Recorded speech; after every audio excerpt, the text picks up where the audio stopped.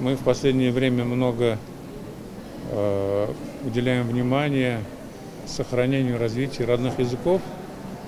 И в Татарстане в первую очередь сохранению и развитию, конечно, татарского языка. Об этом говорим и беспокоимся.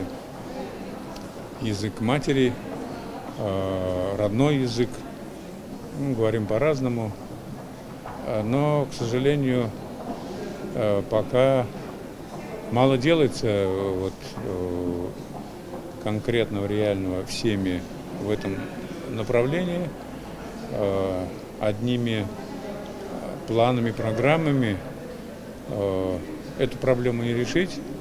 Каждый должен в семье, в общении с детьми, на работе, в общении с друзьями, родственниками думать об этом и стремиться сохранить язык родной, какой бы он ни был. Ну а для сохранения что нужно делать? Надо общаться на этом языке, говорить, в том числе и читать, и писать.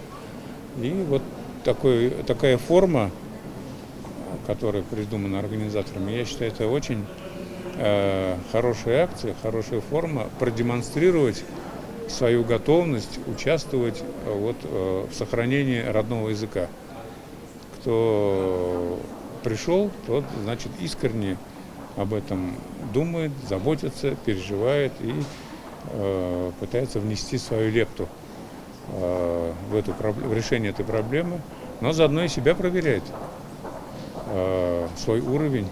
Поэтому очень, я считаю, и интересная, и важная акция, чтобы потом сравнить или оценить свои знания, свою грамотность.